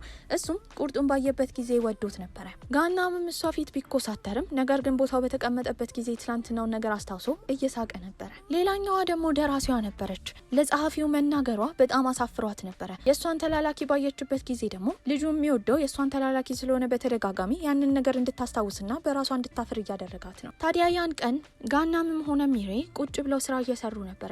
ብዙ ሰዎች አንድ በአንድ እየወጡ ነው። እነሱ ብቻቸውን እየቀሩ ነው። ኤሲያቸው ወይም ማሞቂያቸው ተበላሽቶ ነበረ። በዚህም እሷ ብርድ እያላት ነው። ያኔ ጋናም ማሞቂያ ይዞላት ከመጣ በኋላ ሁለቱ አንድ ላይ መጠቀም እንደሚችሉ ይነግራታል። ታዲያ እሱም ስለ ቁስሏ እየጠየቃት ነበረ። እሷም ደራሲዋን ያኔ ወደ ቤት ማድረስ ባይኖርባት ኖሮ ሁሉንም ጥላ እንደማትሄድ እየተናገረች ነበረ። እሱ ግን ያኔ ጥላ በምትሄድበት ጊዜ የጠላችሁ መስሎት ነበረ። ስራቸውን ከጨረሱ በኋላ ሁለቱም አንድ ላይ ይወጣሉ። እሷ በሄደችበት ጊዜ ግን እሱ ቆሞ እያያት ነበረ። እንደ ትናንትና የቁልፍ መያዣዋን ጥላ ነበረ፣ ነገር ግን ሊሰጣት አልቻለም። ቤት በደረሰችበትም ጊዜ የእሷ ፖስታ ሳጥን ማስቀመጫ ጋር አንድ ነገር ታያለች። እሱም ፎቶ ነበረ። ምናባዊ ፍቅረኛ ፎቶ ልኮላታል። ከዛ ጀርባ ደግሞ እንደናፈቀችው የሚያሳይ ጽሑፍ ጽፎላት ነበረ። እዛ ፎቶ ላይም ባርኮድ ነበረ። እሱን እስካን እንዳደረገች የታያት ቪዲዮ ነበረ። እዛ ቪዲዮ ላይም ሲያወራ የነበረው ምናባዊ ፍቅረኛዋ ነበረ። አብረን ጉዞ እንሂድ ካላት በኋላ ምንም መልስ አልመለሰችለትም። ታዲያ ካልመለሰችለትና ካላገኘችው ጊዜ ጀምሮ እየናፈቀችው እንደሆነ የሚያሳይ ቪዲዮ ነበረ። ከዛ ጊዜ ጀምሮ ሊረሳት እንዳልቻለና እንደናፈቃት የሚያሳይ ጽሑፍ ነው። ያ ጽሑፍ ደግሞ በእርግጠኝነት እውነታው ዓለም ላይ ያለው ጋና በአይምሮ ሲሰማው የነበረውን ጽሑፍ ይመስል ነበረ። በአይምሮ ሲሰማው የነበረውን ስሜት ይመስል ነበረ። ታዲያ በቀጣይ ቀን ሚሬ ስትረዳት የነበረችው ደራሲ የጻፈችው ጽሑፍ ሁለተኛ ሆኖ ነበረ። ጋናም ሲረዳው የነበረው ደራሲ ደግሞ አንደኛ ወጥቶ ነበረ። በዚህም እሷ አዝናለች። ይህንን ያየው ጋናም በእሷ ሀዘን እሱም አዝኖ ነበረ። አለቃዋ ሚሬን ከጠራት በኋላ ቶሎ ብላ ነገሮችን እንድታስተካክል ጮህባት ነበረ። በዚህም ለደራሲዋ ተላላኪ ስትደውል ደራሲዋ መጥፎ ሁኔታ ላይ እንዳለች ትረዳለች። እሷን ለማናገር ነበር የሄደችው። ደራሲያ ስትናገር የነበረው ቾይሲጎ የተባለው ገጸ ባህሪ ላይ ተስፋ ልትቆርጥ እንደሆነና ሁሉን ነገር ሸጣ ከዚህ ሀገር ልትጠፋ እንደሆነ እየተናገረች ነው። በዚህም ሚሬ ግን ሙሉ ለሙሉ ኃይሏን ተጠቅማ ይሄ ጽሑፍ አንደኛ እንዲሆን እንደምትረዳት እየነገረቻት ነው። እንዲዝናኑም አንድ ላይ ሄዱት ወደ ሬስቶራንት ነበረ። እንደ አጋጣሚ ሆኖ የተገናኙት ከጋናም ጋርና እሱ ከሚረዳው ደራሲ ጋር ነበረ። አንድ ላይ ቁጭ ብለው መመገብ ነበረባቸው። በመቀጠልም የሴትዮዋ ተላላኪ ትመጣለች። ታዲያ ተላላኪዋን ባየበት ጊዜ ጋናም የሚረዳው ደራሲ በጣም ደስ ብሎት ነበረ። እሷ የምትወደውና የምትጠላውን ነገር እየጠየቃት ነው። በዚህ መሀል ሚሬ የምትረዳት ደራሲ ደግሞ በጣም እያዘነች ነበረ። ታዲያ እዛ ላይ አንድ ላይ ከጓደኞቻቸው ጋር ጊዜ ካሳለፉ በኋላ አራቱ ይበልጥ ለመጠጣት ደግሞ ወደ ቤት ሄደው ነበረ። መጠጥና ኩኪስ ስላለቀ ሚሬና ጋናም ሊገዙ ወጥተው ነበረ። ታዲያ ሚሬ ይህን አጋጣሚ በመጠቀም ስትነግረው የነበረው ከዚህ ቀደም ፍቅረኛ አለኝ ብላ እንደዋሸች፣ ታዲያ ድሮ ላይ ሀዘንተኛ እንደነበረ ጠይቋለች። እሱም ሀዘንተኛ እንዳልሆነ ነበር የተናገረው። ሚሬ ፍቅረኛ የለኝም ብለሻል፣ ስለዚህ ከዚህ በኋላ ከአንቺ ጋር ለመሆን ልሞክር። እሷም በጣም ደንግጣ ነበረ። ይሄ ነገር ህልም ነበር የመሰላት። ምላሹን ከመናገሯ በፊት ግን ጓደኛቸው ነበር ወደ ውስጥ እንዲመጡ የጠራቸው። ታዲያ ወደ ውስጥም ገብተው ይጠጡና ይበሉ ጀመረ። በመቀጠልም ሁሉም ወደ የስራቸው ተበትነው ነበረ። ጋናም እጁን ተደግፎ ተኝቶ ነበረ። ሚሬም ትመጣና በስስት ትመለከተው ጀመረ። እሱም ሲጠይቃት የነበረው ስለ ቁስሏ ነበረ። በዚህም ግንባሯን ይነካላት ጀመረ። ታዲያ በቀጣይ ቀን ስታስብ የነበረው ስለሱ ነበረ። በሌላ በኩል ጓደኛዋ ደግሞ ከዚህ ቀደም ያገኘችውን ወንድ እያየች ነበረ። ከሱ ለመደበቅ በምትሞክር በት ጊዜ ቪዲዮ ታያለች። ያ ቪዲዮ ደግሞ የጌሙ ቪዲዮ ነበረ። ምናባዊ ፍቅረኛ ማግኘት የሚቻልበት ቪዲዮ። ወደ ስራ በምትሄድበት ጊዜ ጋናምና ሚሬ ተገናኝተው ነበረ። ሁለቱም ሊፍት ውስጥ ሊገቡ ነው። ታዲያ ግን እሷ ስትጫን ሊፍቱ ብዙ ሰው ስለያዘ መውረድ ነበረባት። እሷ ስትወርድ ግን እሱም ተከትሏት ወርደው ነበረ። በዚህም በጣም ትደነግጣለች። ላይብራሪ ውስጥ በሚገናኙበት ጊዜ ወደ እሷ ሲቀርባት ልቧ እየመታ ነበረ። እሱ ግን እንዳማረባት በመናገር ቡና እንድትጠጣ ሰጥቷት ነበር የሚሄደው። ያ አንድ ንግግር ሙሉ ቀኑን ፊቷ እየቀላ እንድትውል አድርጓት ነው። ወደ ቤት ሲሄዱ ከሱ ለመሸሽ እየሞከረች ነበረ። እሱ ግን ከኋላ ይከተላታል። በመቀጠልም የጠፋባትን የቁልፍ መያዣ ነበር የሰጣት። ያኔ ስጦታ በሚሰጣጡበት ጊዜ ይህንን ስጦታ የገዛው እሱ እንደሆነ ይነግራታል። ቤት ስትገባ ሙሉ ሌሊቱን ስታስብ የነበረው ስለሱ ነው። ደናደሪ ሁላ ብሎ መልእክት ልኮላት ነበረ። ነገር ግን በዚህ የተነሳ እንቅልፍ መተኛት አልቻለችም። ጠዋት እንቅልፍ አለመተኛቷን ላለማሳየት ብዙ ሜካፕ ብትቀባ ጭራሽ ሊሸፍንላት አልቻለም ነበረ። ታዲያ እሱም ጸጉር ወደ ፊት ለፊት ሲቆረጥ ከዚህ ቀደም ያምራል ብሏት ስለነበረ እሱን ለመቁረጥ ስትሞክር ጭራሽ አልተሳካላትም። ወደ መስሪያ ቤት የሄደችው ኮፍያ አድርጋ ነበረ። ጓደኞቿ ለምን እንዳደረገች ሲጠይቋት ላለመወረድ ምክንያት አልተናገረችም ነበር። እሱም ኮስታር ብሎ ስራውን ሲሰራ የመስሪያ ቤቱ ሴቶች እያደነቁት ነው። አብሶ ሚሬ በልቧ በጣም እያደነቀችው ነበረ። እንደ አጋጣሚ ሆኖ ማታ ስራቸውን ሲጨርሱና ወደ ቤት በሚሄዱበት ጊዜ አንድ ላይ ነበሩ።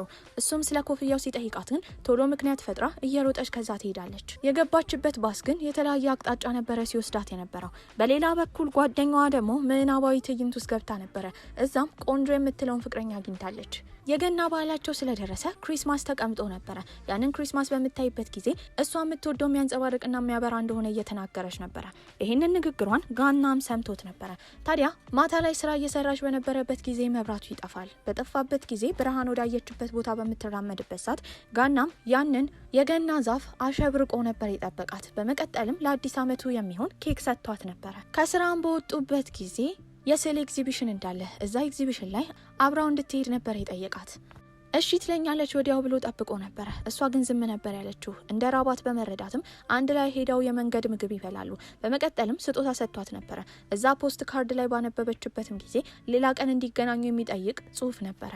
ምናባዊ ፍቅረኛ ዳንጎ ጋር ነበር ሄደችው። ታዲያ እሱም የተለያዩ ስዕሎችን ስሎ ነበረ። እሷንም ቁጭ አድርጎ ይስላታል። ታዲያ ፊት ለፊቷ ያለው ዳንጎ የሚባለው ምናባዊ ፍቅረኛዋ ቢሆንም እሷ ግን በዛ ሰዓት ስታስታውስ የነበረው ጋና ምን ነበር። ታዲያ ዳንጎ የሚናገራቸው ነገሮች ግን የቀድሞ ፍቅረኛዋን እንድታስታውስ ያደርጋት ነበረ። በዚህ የተነሳ ፍጹም ከጋናም ጋር ስለሚመሳሰል ደግሞ ምናልባት እንደሱ አይነት ወንድ ይሆናል ብላ መስሪያ ቤት ጋናምን ስታገኘው በጣም ትኮሳተር ጀመረ። ጭራሽ ልታናግረው አትፈልግም ነበረ። በድንገት መለወጧ ግራ አጋብቶት ነበር። በዚህም ስራ በሚሰሩበት ጊዜ ምን ማድረግ እንዳለበት ግራ ገብቶት ስብሰባ መሀል ሁላ ሲደናገር ነበረ። እሷም በጣም ከፍቷት የሄደችው ጓደኛዋ ጋር ነው። ስቅስቅ ብላ ታለቅሳለች። ከዚህ በኋላ የቀድሞ ፍቅረኛዋ እቃ ቤት ውስጥ ስላለ ሙሉ ለሙሉ አውጥታ ለመጣል ነበር ያሰበችው። ከዛም በኋላ ድርጅት ውስጥ በተገናኙበት ጊዜ ሁለቱም እርስ በርስ በደንብ አይነጋገሩም ነበረ። ተኮሳትረው ነበር። ታዲያ ግን እሱ በራሱ ከዚህ በኋላ መውቀጥ እንዳለበት እያሰበ ነበረ። በቀጣይ ቀንም ከጓደኞቻቸው ጋር ምግብ ተመግበው መጠጥ ጠጥተው ጥሩ ጊዜ ያሳልፈው ነበረ። ታዲያ እሷ ቤት መሄጃ መኪና በምታጣበት ጊዜ ጓደኛዋ አብረው ሼር እንዲያደርጉ ነበር የነገራት። ወደ ውስጥ ስትገባ እዛ መኪና ውስጥ ጋናም ነበረ። ሁለቱም ጸጥ ጸጥ ተባብለዋል። በዚህም መውረድ እንደምትፈልግ ትናገራለች። ከመውረዷ በፊት ግን እሱ በረዶ እየዘነበ ስለሆነ ጥላ ሊሰጣት ፈልጎ ነበረ። እሷ ግን አልፈልግም ብላ ነበር ከመኪና የወረደችው። ሳታውቀው ግን እሱም ወርዶ ከኋላ እየተከተላት ነበረ። ጥላውን ውሰጂ ይላታል። እሷ ደግሞ እምቢ ትላለች። ከለመናት በኋላ ግን ስለደከመው ጥሏት ሊሄድ ነበረ። እሷ ግን ትጠራዋለች። በዚህም ማልቀስ ጀመረች። ድሮ ካሳለፈችው የፍቅር ግንኙነት የተነሳ ሰዎች እንዳለ መጥፎ ናቸው ብላ እንደምታስብና ይሄ ደግሞ እንድትርቅ እያደረጋት እንደሆነ ነበር የነገረችው። ይሄንን ካወራች በኋላ ግን ቀጥታ ነበር የሳማት። በመቀጠልም ወደ ቤት ይሸኛታል። ታዲያ ሁለቱም ግን ስለተፈጠረው ነገር እያሰቡ ነበረ። ታዲያ እሱም በቀጣይ ቀን ኤግዚቢሽኑ ቀን ስለደረሰ እዛ ሆኖ እየጠበቃት ነበረ። ስዕሉን እየተዟዟረ እያየ ነው። አብሶ የቆመው ልክ እንደሱ ብቻዋን የቆመች ሴት ጋር ያለበት የስዕል ቦታ ነበረ። በዚህም አትመጣም ብሎ በማሰብ ወደ ውጭ በሚወጣበት ጊዜ ግን እሷ ውጭ እየጠበቀችው ነበረ። ከዛ ጊዜ በኋላ አብረው ጥሩ ጊዜ ያሳልፉ ጀመረ። በጣም እየተዋደዱ ነው። ነገር ግን ይህንን ግንኙነታቸውን መስሪያ ቤት ውስጥ ላሉ ጓደኞቻቸው ይፋ አላወጡም ነበረ። መስሪያ ቤት በሚሆኑበት ጊዜ በድብቅ ነበር የሚገናኙ። በሌላ በኩል ጓደኛዋ ደግሞ ምናባዊ ፍቅረኛ ውስጥ ጭራሽ ጠልቃ ገብታ ነበረ። በአንዴ የምታገኛቸው እጅግ በጣም ብዙ የሆኑ ፍቅረኛሞችን ነበረ። ታዲያ እንደተለመደው እነሱ ተደብቀው ላይብራሪ ውስጥ ይገናኛሉ። ሰው እንዳያያቸው እሷ ቀድማ ልትሄድ ስትል ያደናቅፋታል። በዛ ሰዓት የያዛት እሱ ነበረ። እሱ ግን ሁሉም ሰዎች አይተው ፍቅረኛሞች እንዲሆኑ ቢታወቅበት ደስታው ነበረ። እሷ የምትሆነው አኳኋና ደንባራነቷ ሁሉ ነገሯ ደስ ይለው ነበረ። በሌላ በኩል እሷ የምትረዳ ጸሐፊ ደግሞ አዲስ ርዕስ አታ ነበረ። እንዴት ብላ ማምጣት እንዳለባት ግራ ገብቷታል። በዚህም የሄደችው ፍቅረኛዋ ጋር ነበረ። ፍቅረኛዋ ሳይሆን ምናባዊ ፍቅረኛዋ ጋር። ጓደኛሞችም አንድ ላይ ሆነው ምግብ እየተመገቡ በነበረበት ጊዜ ያ የምናባዊ ፍቅረኛ ማስታወቂያ ቲቪ ላይ ነበር የመጣው። ይህንን ያየው ጋናምም እንደዚህ የሚያደርጉ ሰዎች ጤና እንደሌላቸው እየተናገረ ነበረ። ይህንን ስትሰማ እጇ ይንቀጠቀጥ ጀመረ። እሱ ላይ የማገጠችበት እንደነበረ ያህል ነበር የተሰማት። ምግብ ተመግበው በወጡበትም ጊዜ እሱ ከፍቅረኛው ጋር ጊዜ ማሳለፍ ፈልጎ ነበረ። ነገር ግን ጓደኛው በግዴታ ይዞት ከዛ ይሄዳል። ታዲያ እሷም የሄደችው ወደ መስሪያ ቤት ነበረ። ስራዋን እየሰራች እያለ የሰከረው ጋናም ወደዛ ይመጣል። እሷም ትደብቀው ጀመረ። በዚህም የደበቀችው እረፍት ወደሚያደርጉበት ክፍል ነበረ። ከእንቅልፉ በነቃበትም ጊዜ እሷን ወደ ቤት ይሸኛታል። ስሞም ነበር የተሰናበታት። በዚህ የፍቅር ግንኙነት ደስተኛ ነበረች። በቀጣይ ቀንም እሷ ቤት ይመጣል። አብረው ፊልም አይተው ምግብ ሰርተው ጥሩ ጊዜ አሳልፈው ነበረ።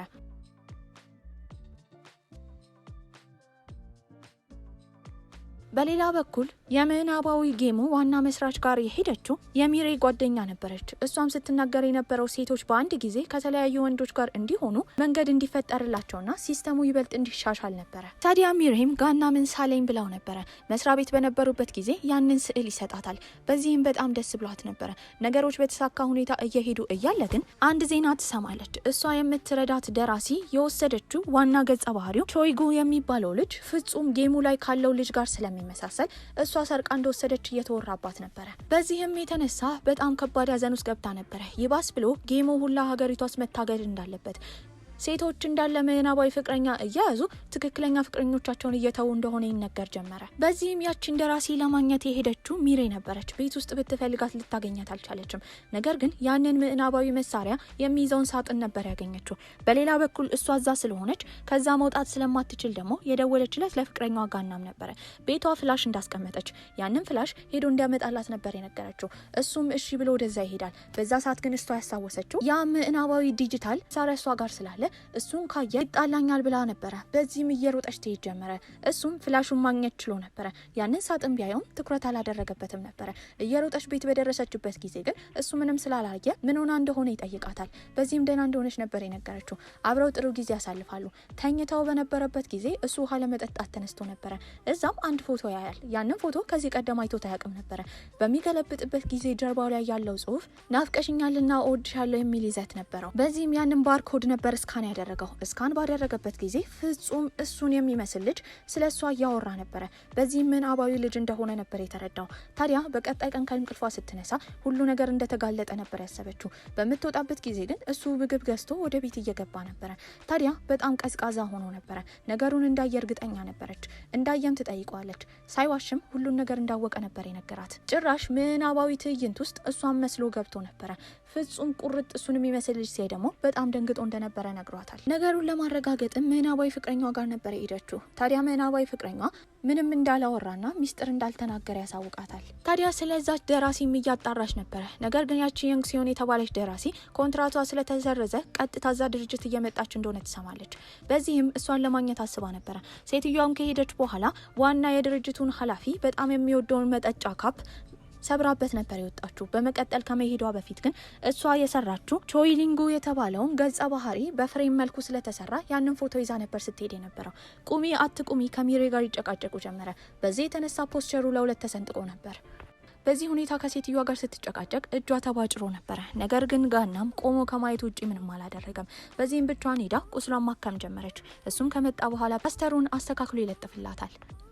ታዲያ እሱም ወደ ቤት ከመሄዱ በፊት ሊፍት ውስጥ ገብታ ነበረ። እንደ ድሮ በፍቅር ልታወራው ብትሞክርም እሱ ግን ቀዝቅዞ ነበረ። መልእክት ብትልክለት እንኳን እየመለሰላት አይደለም። በዚህ ሰዓት ያስታወሰችው ጓደኛ የመከረቻትን ምክር ነበረ። አንድ ሰውን በጥልቀት ካፈቀረችው ያ ሰው እንደሚተዋትና ችላ እንደሚላት ነበረ።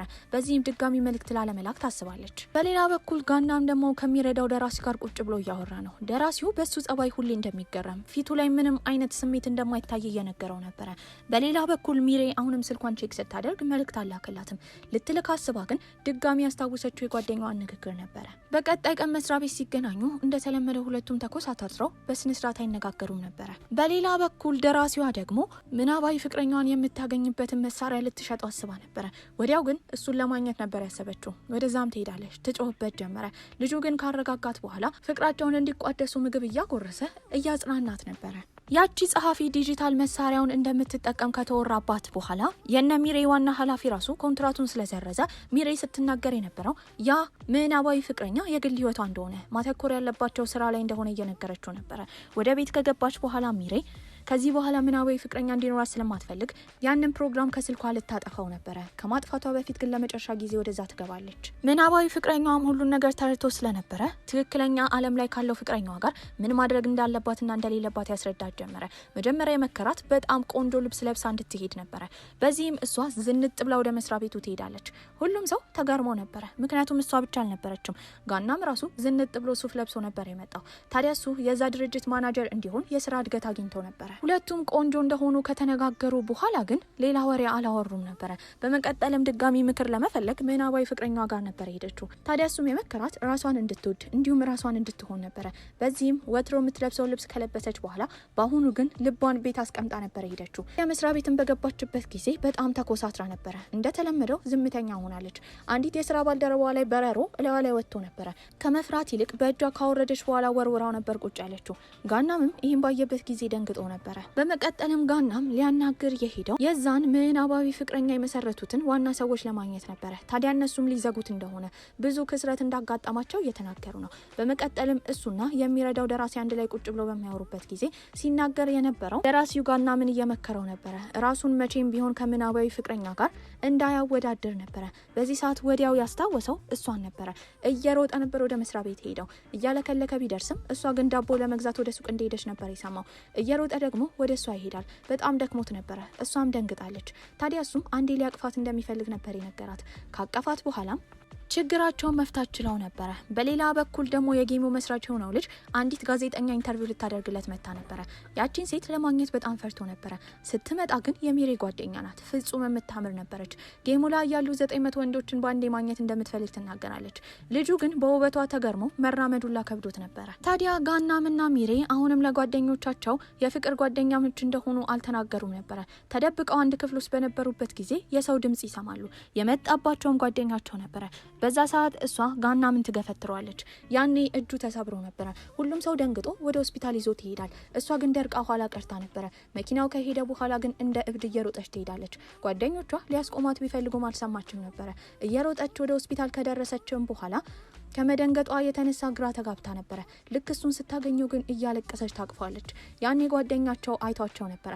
በዚህም ፍቅረኛሞች እንደሆኑ ተረድቷል። ታዲያ በቀጣይ ቀንም የስራ ባልደረቦቻቸው እነሱ ፍቅረኛሞች እንደሆኑ ቢጠረጥሩም ነገር ግን በጣም ስለሚጠላሉ ማመን ከብዷቸው ነበረ። በመቀጠልም የመጣችው ደራሲዋ ነበረች። ከዚህ ቀደም የሰበረችበትን ለማናጀሩ ቆንጆ ቡና መጠጫ ሲኒ ነበር የሰጠችው። እሱም ደስ ይለዋል። ታዲያ ሚሬም ለመጨረሻ ጊዜ ዶንጎን ለማግኘት ምናባዊ ፍቅረኛዋ ጋር ነበር የሄደችው። ታዲያ እሱም ሁሉን ነገር ልታበቃ እንደመጣች አውቆባት ነበረ። በዚህ ጌሙን አልፈልግም ብላ ከማጥፋቷ በፊት ግን እሱ ቀድሞ ጥሏት ሄዶ ነበረ። በዚህ ምናባዊ ፍቅረኛዋን ስታጣ ግን ትክክለኛ ፍቅረኛዋን ጋናምን አግኝታ ነበረ። በዚህ ቆንጆ አስተላለቅ ፊልማችን እዚህ ላይ ያብቅታል። ደህና ቆዩልኝ።